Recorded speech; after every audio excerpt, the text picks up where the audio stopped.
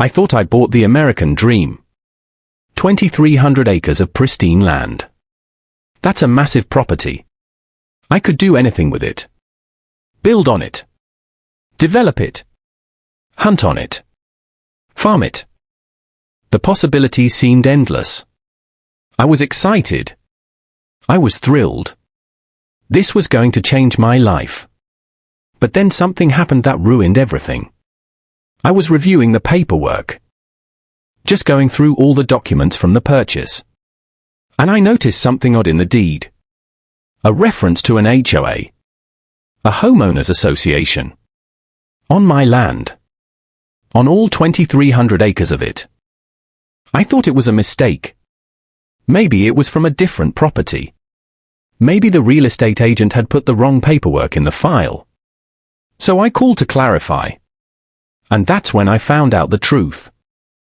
The entire property, all 2,300 acres, was under the control of an HOA. I didn't own my land the way I thought I owned it. Someone else had authority over my property. Someone else could tell me what I could and couldn't do with it. I was furious. I felt cheated. I felt trapped. I'd paid for property that I couldn't actually control. But then something shifted. I started looking at the paperwork more carefully. I started analyzing the property lines. I started researching the HOA's structure. And that's when I discovered something. Something that would completely change everything. The HOA had a weakness. And they didn't even know I'd found it. Let me tell you about this property. It was spectacular. When I first saw pictures of it online, I couldn't believe it was actually for sale.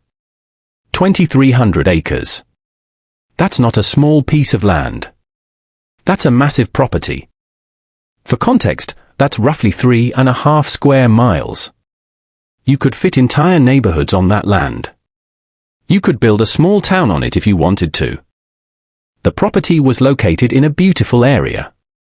It had forests. It had open fields. It had water access.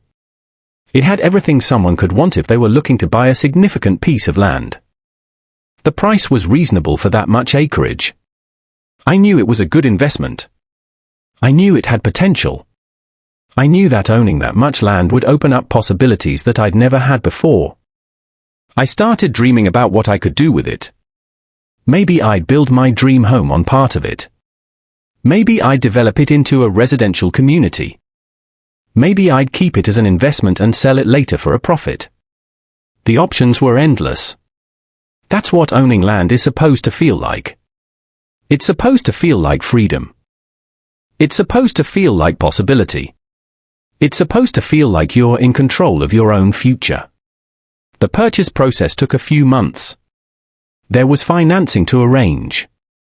There were inspections to conduct. There were surveys to complete. There were documents to sign. So many documents. Stacks of paperwork. Closing statements. Deed information. Title insurance. Property tax documents.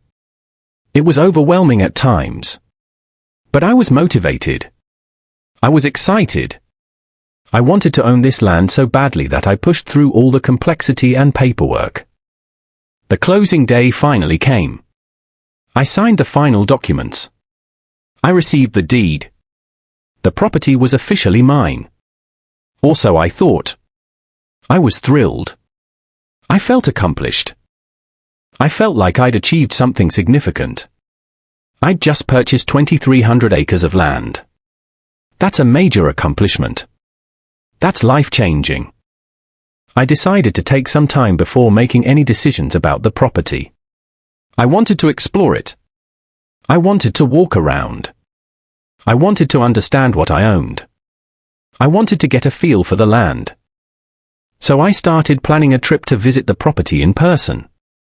I'd seen pictures, but pictures don't do justice to that much land. I wanted to experience it. Before the trip, I decided to review all the paperwork one more time. I wanted to make sure I understood everything.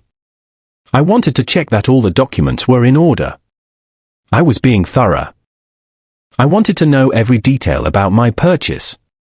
So I sat down with all the paperwork spread out in front of me. I started reading through everything carefully. That's when I noticed it. It was in the deed. A small reference. Covenants, conditions, and restrictions. CCRs. It mentioned an HOA. A homeowners association. I read it again to make sure I'd understood correctly. Yes, it definitely said the property was subject to HOA rules and restrictions. But that didn't make sense.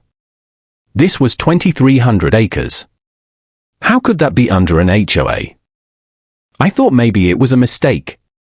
Maybe the CCRs applied to only a portion of the property. Maybe there was a small HOA-governed community somewhere on the land and the rest was free and clear.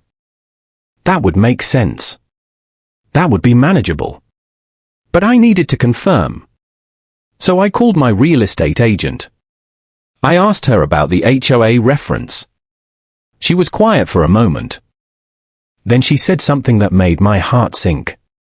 She said the entire property was under HOA jurisdiction. All 2,300 acres. The entire purchase was subject to HOA rules and restrictions. I couldn't believe it. I asked her why she hadn't mentioned this during the purchase process. She said it was in the disclosure documents. She said I should have read them more carefully. I was angry. I felt lied to. Even if it was technically disclosed, the real estate agent should have emphasized it. She should have made it clear that I wouldn't have full control of my property. Instead, she'd glossed over it. She'd let me go through the entire purchase process thinking I was buying land that I could do whatever I wanted with. I decided to research the HOA more carefully. I wanted to understand the situation. So I got the HOA bylaws. I read through them. And the more I read, the more trapped I felt. The HOA had authority over development. They had authority over what I could build. They had authority over property use. They had authority over aesthetics. They even had the power to levy fees and assessments. I couldn't develop the property without HOA approval. I couldn't build structures without HOA approval. I couldn't use the land for certain purposes without HOA approval. Essentially, I owned the land, but I didn't control the land. Someone else controlled it. The HOA controlled it. And I was stuck with that reality. I felt like I'd made a terrible mistake. I felt like I'd been tricked. I'd paid a significant amount of money for property that I couldn't actually use the way I wanted to use it. The freedom I thought I'd purchased turned out to be an illusion. I was restricted. I was limited. I was controlled by an organization that I'd never even heard of until I started reading the fine print. I decided to contact the HOA directly. I wanted to understand exactly what their authority was. I wanted to know what I could and couldn't do with my property. I wanted to explore my options. Maybe they'd be reasonable. Maybe we could work something out. Maybe I could get some kind of exemption or special agreement. I called the HOA office and asked to speak with the president. It took a few days, but eventually she called me back. I explained who I was. I explained that I'd just purchased the property. I explained that I was trying to understand the restrictions. I asked if we could have a conversation about what I could do with the land. The HOA president was polite enough, but she was also firm. She explained the rules. She explained that the HOA had strict guidelines about property development. She explained that any changes to the property would require HOA approval. She explained that the approval process could take months. She explained that approval wasn't guaranteed. In fact, she made it clear that the HOA had rejected many development proposals over the years. I asked about making minor improvements. I asked if I could build a small cabin on the property. I asked if I could clear some of the forest for a clearing. Simple things. Things that seemed reasonable on land that I owned. But the HOA president explained that every single change required approval. Every modification needed to go through their review process. And their review process was thorough. And their standards were high. And their approval rate was low. I hung up that phone feeling defeated. This wasn't what I'd signed up for. I'd bought land expecting to have control over it. Instead, I had an organization controlling it. I had committees making decisions about what I could do with my own property. I had bureaucrats deciding my fate. It was infuriating. Over the next few weeks, I tried different approaches. I attended an HOA meeting to understand the organization better. I met with board members. I tried to get to know them. I tried to explain my vision for the property. I tried to convince them that my plans were reasonable and wouldn't harm the community. But they weren't interested. They had their rules and they weren't going to bend them. I also started researching the property more thoroughly. I got a detailed survey done. I looked at the property lines. I examined the deed carefully. I wanted to understand every aspect of my ownership. I wanted to find something that gave me leverage. I wanted to find some angle that could help me escape this HOA situation. That's when I started noticing something interesting. The property had multiple access points. There was a main entrance. There were secondary roads. There were various ways to access the land. And that's when I started thinking about the HOA situation. How did the HOA community access their properties? What was the main entrance for the HOA residents? I started mapping it out. I looked at the property lines again. I analyzed the roads. I studied the deed. And I realized something that made my heart race. The HOA residents' main entrance. The primary access route for everyone in the HOA community. It was on my land. It wasn't on HOA land. It wasn't on common area land. It was on my property. I double-checked this. I wanted to be absolutely sure. I got my lawyer involved.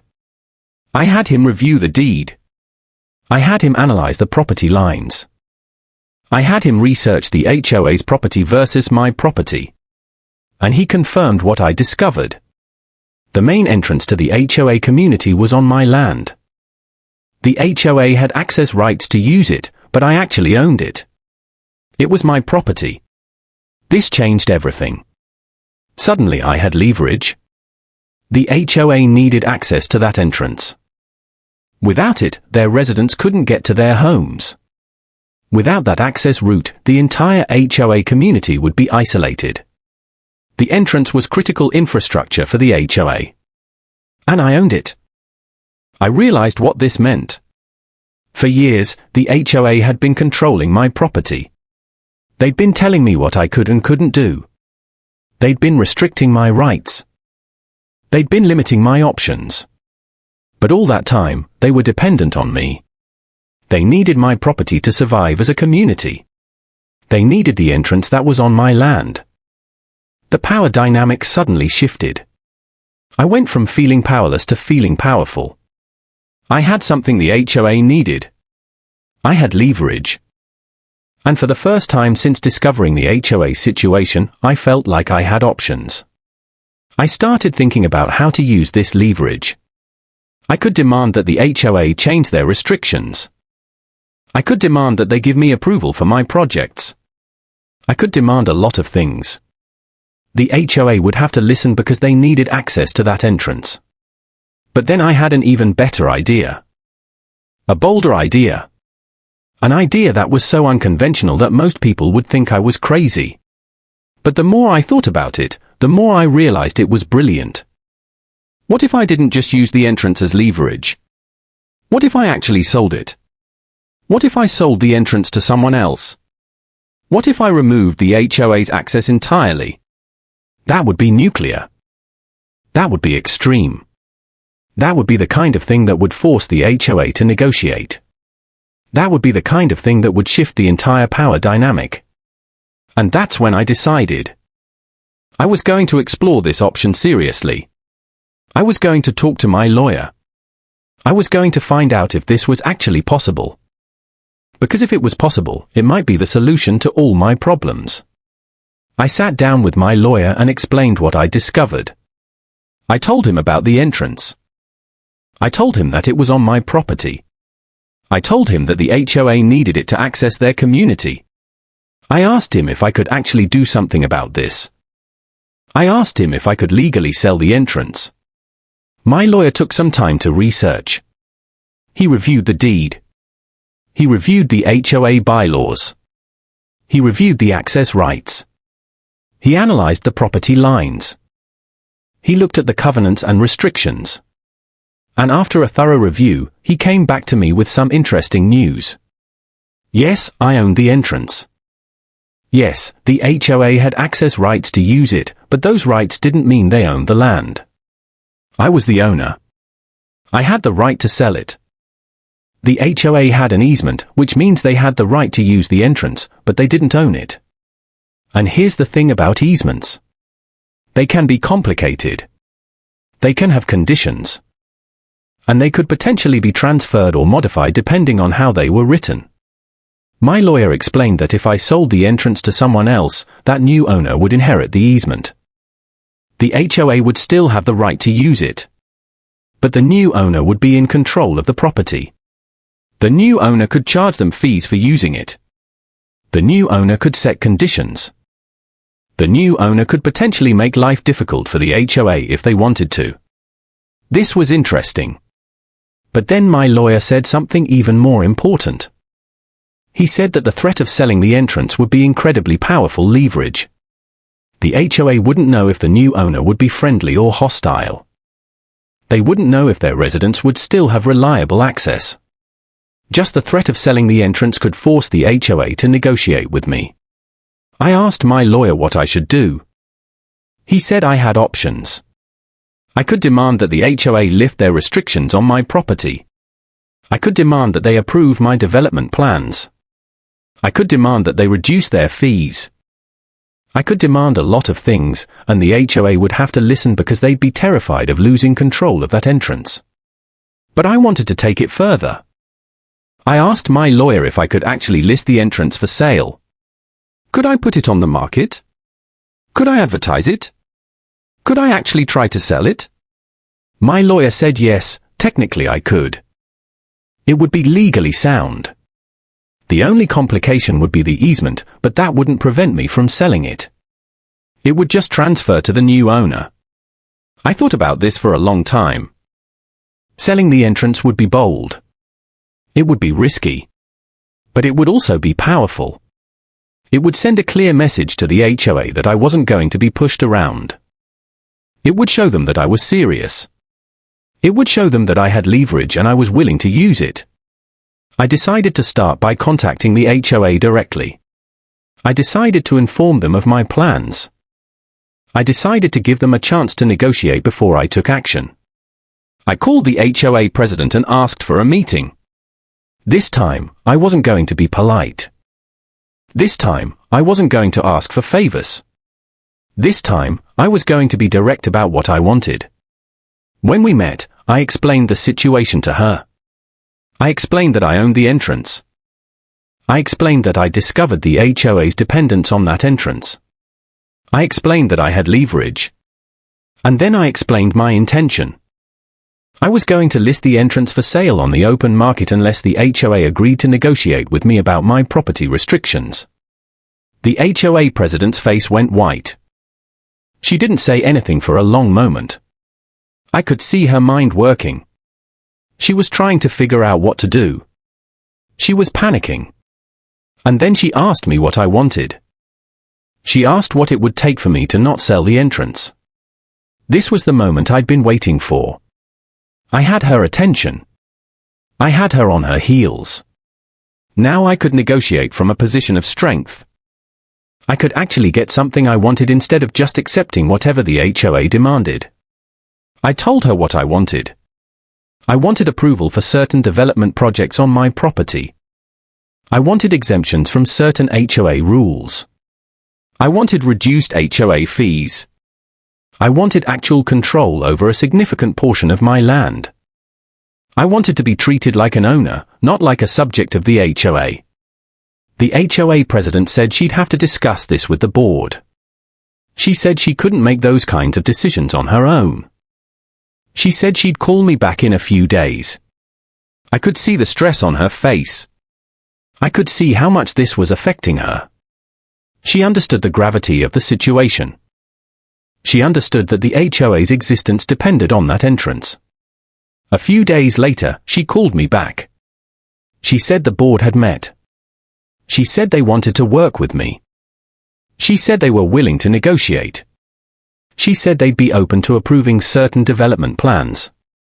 She said they'd be willing to adjust the restrictions. She said they wanted to find a solution that worked for everyone. I smiled when she said that. The leverage had worked. The threat of selling the entrance had forced the HOA to take me seriously. Now we could negotiate like adults instead of me just accepting their dictates. For the first time since discovering the HOA situation, I felt like I had real power. I felt like I could actually control my property. And I hadn't even sold the entrance yet. Just the threat of selling it had changed everything. Now that I had the HOA's attention, I needed to decide what to do next. I could have just negotiated with them right there. I could have worked out a deal. I could have gotten approval for my projects and called it a victory. But I wanted to push further. I wanted to make absolutely sure they understood how serious I was.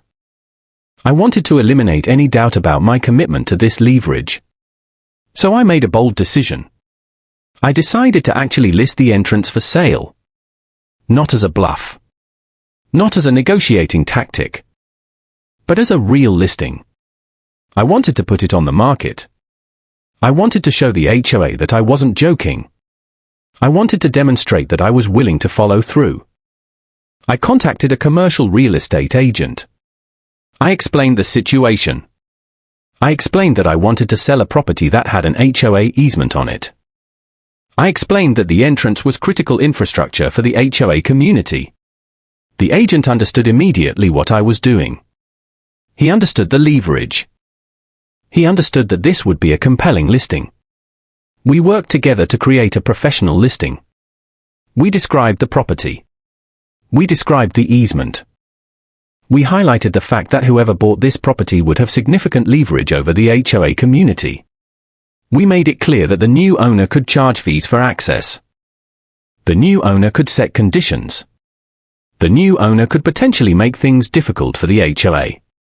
The listing went live and things moved quickly. Word got around. Real estate investors started calling. People understood the value of this property. Not because of the land itself, but because of the leverage it represented. The entrance to an established HOA community was valuable. Controlling that entrance meant controlling the community. The HOA president called me within 24 hours of the listing going live. She was panicked. She said the board was in emergency session. She said they were taking this very seriously. She said they wanted to meet with me immediately. She said they wanted to work out a deal. I agreed to meet with her and the board. This time, I wasn't going to negotiate gently. This time, I was going to be firm. I was going to state my demands clearly. And I was going to expect them to agree. The board meeting was tense. The board members looked worried. They looked stressed. They looked like people who understood that their community was at risk. The HOA president opened the meeting by apologizing. She apologized for not taking my concerns seriously initially. She apologized for being dismissive. She apologized for treating me like I was unreasonable. Then I laid out my terms. I wanted approval for major development projects on my property. I wanted significant reductions in HOA fees. I wanted exemptions from certain restrictive covenants. I wanted the HOA to acknowledge in writing that I had legitimate authority over my property. I wanted actual respect for my ownership rights.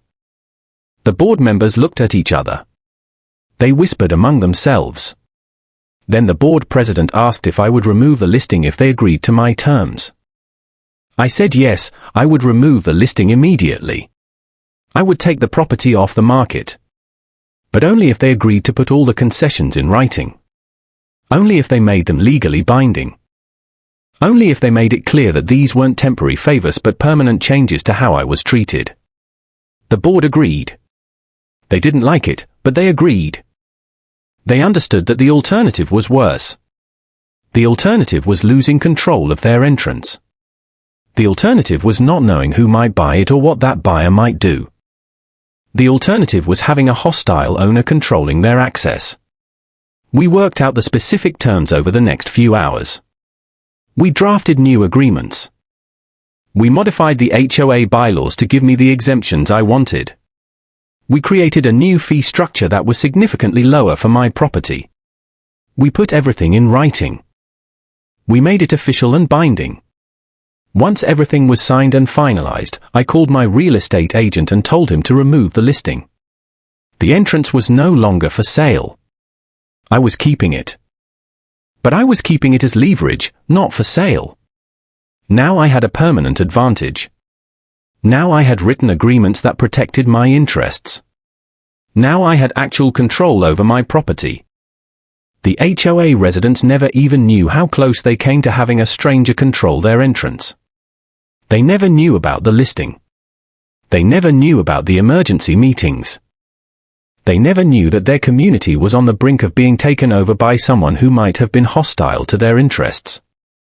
But the HOA leadership knew. They understood what had happened. They understood that I'd outmaneuvered them. They understood that they'd made a mistake in dismissing me initially. And they understood that I would never be pushed around again. The news of the deal spread through the HOA community eventually. Some residents were upset that I'd gotten special treatment. Some were angry that the bylaws had been changed for me. But most understood the reality of the situation. I had leverage and I'd used it. I'd taken control of my property. I'd gotten respect. I'd won. Now that I had the agreements in place, I could actually start using my property the way I wanted to. The first project I wanted to tackle was building a residence. A custom home on my 2,300 acres. Something that reflected my vision for the land. Something that showed I was serious about using the property. I submitted the plans to the HOA for approval, but this time it was different. This time, I wasn't asking for permission. I was notifying them. I was letting them know what I was doing. And because of the new agreements, they had to approve it. They didn't have discretion anymore. My plans met the modified standards that we'd established. They had to say yes. The approval came through quickly. No delays. No complications. No committees meeting to discuss it endlessly. Just straightforward approval. It felt incredible. For the first time, I had actual control. For the first time, the HOA wasn't blocking me. For the first time, I could move forward with my vision. I started construction on the home. It took months to build, but it was worth it. The house was beautiful. It was situated on the property to take advantage of the views. It overlooked the forest. It had access to the water. It was exactly what I'd envisioned when I first saw the property listing. But the home wasn't the only thing I did with the property. I also started exploring other development opportunities. I looked at the possibility of creating a small subdivision on part of the land. I looked at the possibility of establishing some kind of business on the property. I looked at various revenue-generating options. And because of my new agreements with the HOA, I could pursue these things without constant resistance. I also renegotiated my relationship with the HOA more broadly. Now that they understood I had leverage, they were much more cooperative. When I had questions about their policies, they answered them. When I needed clarifications about the rules, they provided them. When I asked for exceptions to certain requirements, they seriously considered them instead of automatically saying no. The financial benefits were significant too. My HOA fees were substantially lower than what other residents paid. I was saving thousands of dollars every year. Money that I could invest back into the property. Money that I could use for improvements and development. But beyond the financial benefits, there was something more important. There was respect. The HOA no longer treated me like I was just another resident who needed to follow their rules. They treated me like a partner. They treated me like someone with legitimate authority and control over their property. They treated me like someone who had earned respect through strength and leverage. Other residents started asking me how I'd managed to get such favorable treatment. Some were jealous. Some were angry. Some wanted to know if they could negotiate similar deals. I explained to them that I'd discovered something the HOA needed. I'd found leverage. I'd used it. And I'd gotten results. I started to realize the bigger implications of what I'd done. I'd learned something important about power dynamics. I'd learned that authority figures like HOAs aren't as powerful as they seem. They have weaknesses. They have dependencies. They have things they're afraid of losing. If you can identify those weaknesses, if you can find their vulnerabilities, you can negotiate from a position of strength. The entrance to their community had been their weakness. Their dependence on that access route had been their vulnerability. I'd identified it. I'd leveraged it. And I'd won. Over time, my relationship with the HOA actually improved. Once they stopped seeing me as someone to control and started seeing me as someone to work with, things became easier. The HOA president and I developed a working relationship. We communicated regularly. We solved problems together instead of fighting about them. The HOA board realized that having a cooperative major property owner was better than having a hostile one. They realized that working with me was easier than resisting me. They realized that my interests and their interests could be aligned if they approached things the right way. I never actually sold the entrance. I didn't need to. The threat of selling it was enough. The listing was enough. Just showing that I was serious about using my leverage changed everything. Once the HOA understood that I would follow through on my threats, they became much more reasonable. And that's the interesting thing about leverage. You often don't have to use it directly. You just have to demonstrate that you're willing to use it. You just have to show that you're serious. You just have to make it clear that you have options and you're prepared to exercise them. Looking back on the whole experience, I realized that I'd been given a gift. The gift of discovering a weakness in the HOA's structure. The gift of having something they needed. The gift of leverage. Most people never get that gift. Most people feel powerless in front of organizations like HOAs. But I'd found my way to power. And I'd used it effectively. The property that had initially felt like a trap, that had felt like a prison, had become my domain. I had control. I had respect. I had options. And it was all because I'd been willing to think creatively and use leverage strategically. So what are the real lessons from this story? What can you actually learn from what happened? Because this isn't just about one person and one HOA. This is about principles that apply to many situations.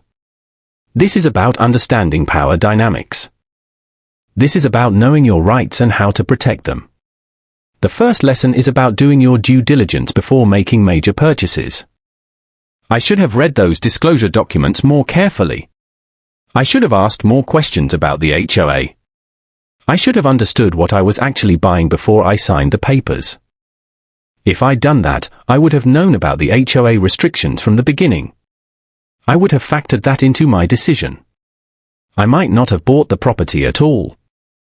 Or I might have negotiated a lower price knowing about the restrictions. When you're buying property, you need to read everything. You need to understand covenants and restrictions.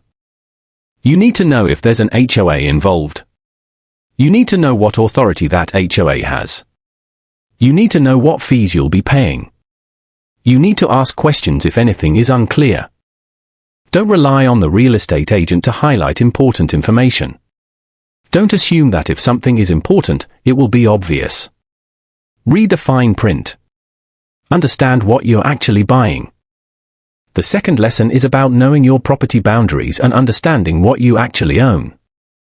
I discovered that I owned the entrance to the HOA community because I carefully reviewed the deed and the property lines. Not everyone would have done that. Not everyone would have noticed that detail. But by taking the time to understand my property thoroughly, I discovered leverage that I didn't know I had. This applies to everyone who owns property. You should know your property lines. You should understand your deed. You should know what easements exist on your property. You should know what rights other people have to use your land. You should understand these things because they affect your actual control over your property. They affect what you can and cannot do. They affect your leverage in negotiations. The third lesson is about identifying leverage points in any situation.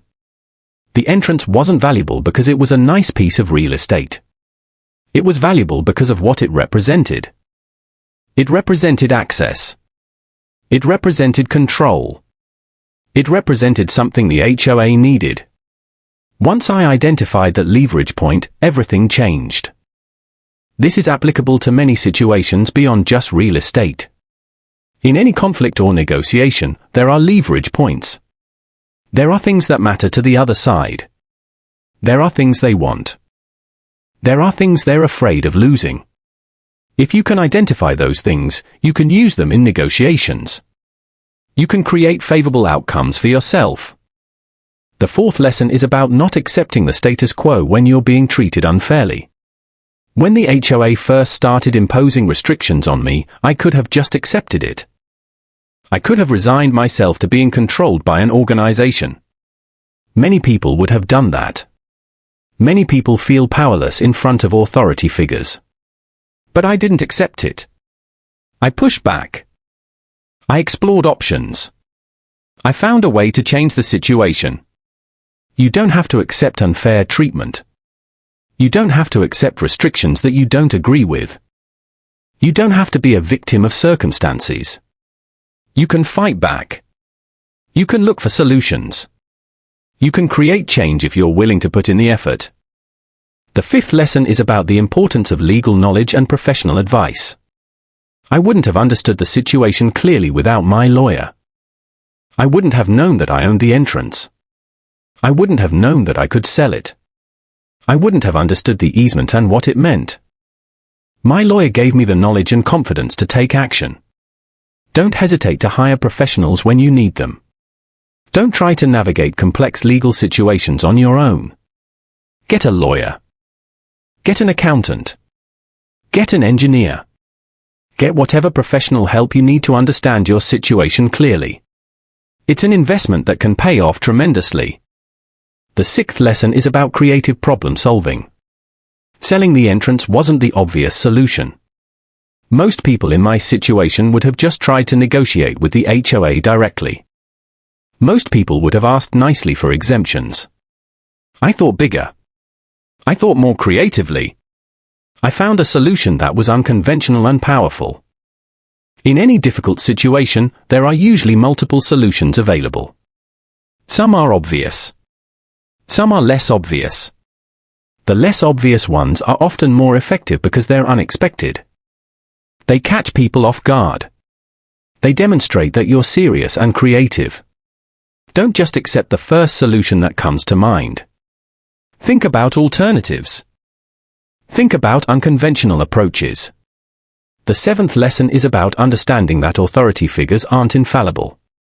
The HOA president seemed to have absolute power over my property.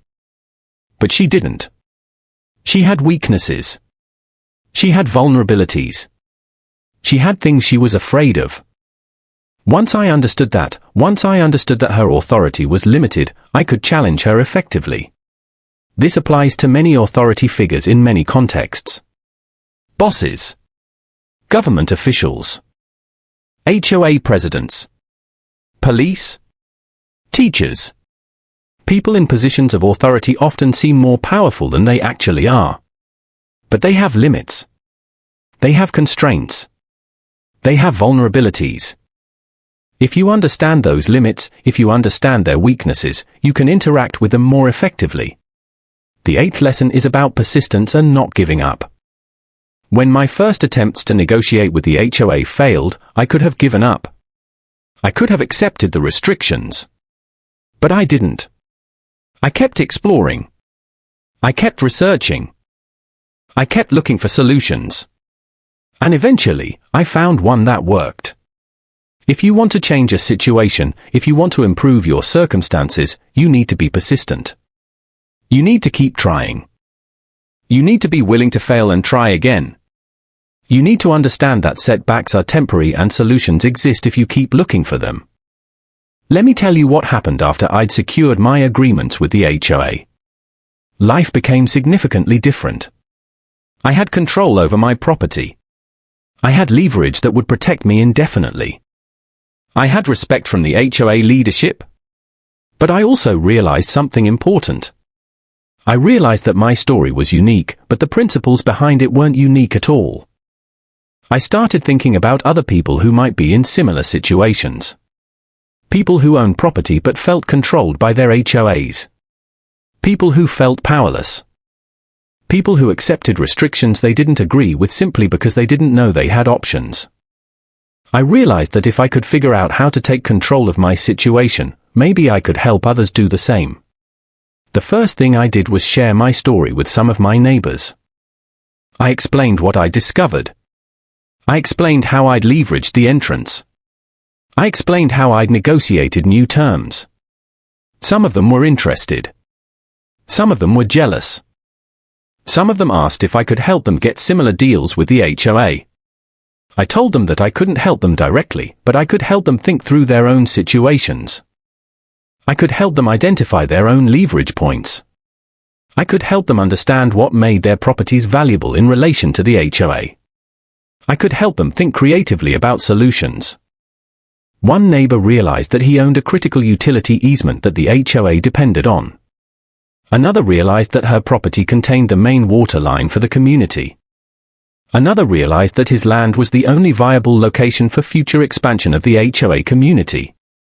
Once they understood what they had, once they understood their leverage, they could negotiate more effectively. This taught me something important. Everyone has leverage in every situation. You just have to find it.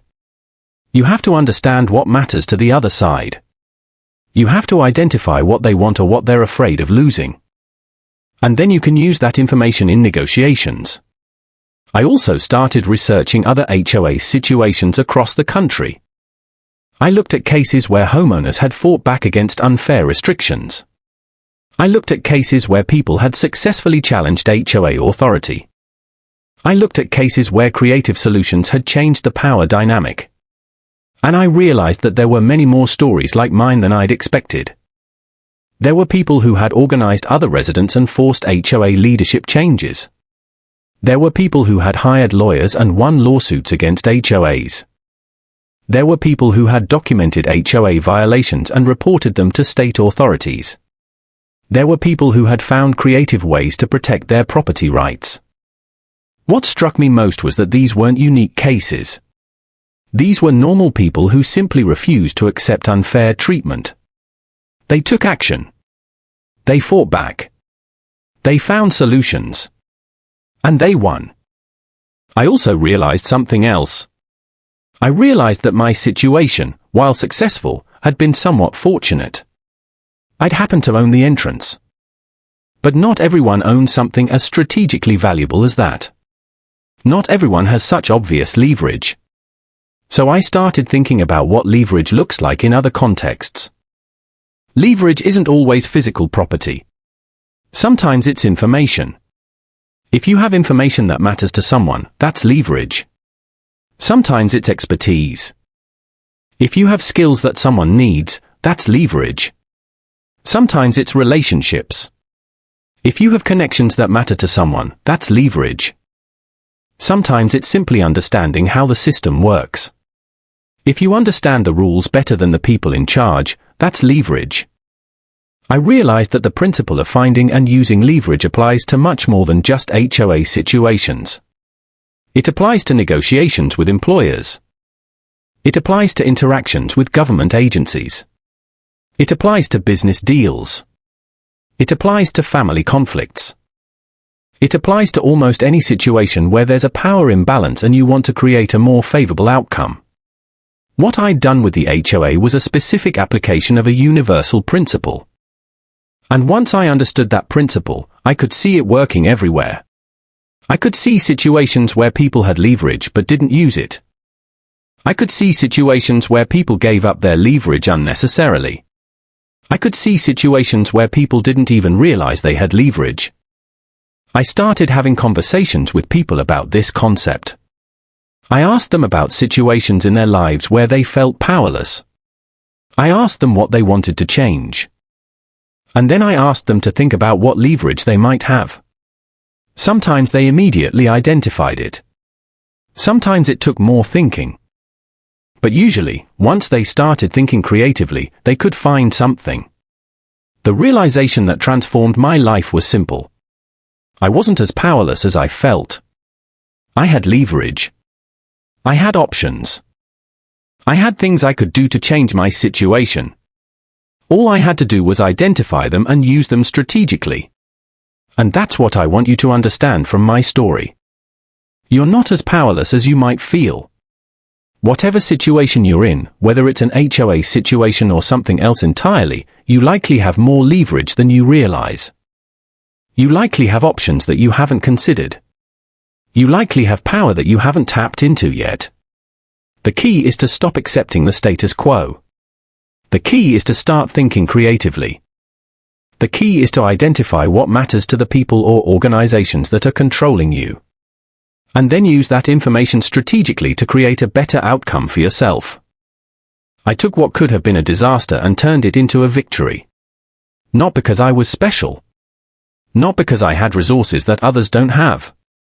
But because I was willing to think differently. I was willing to take action.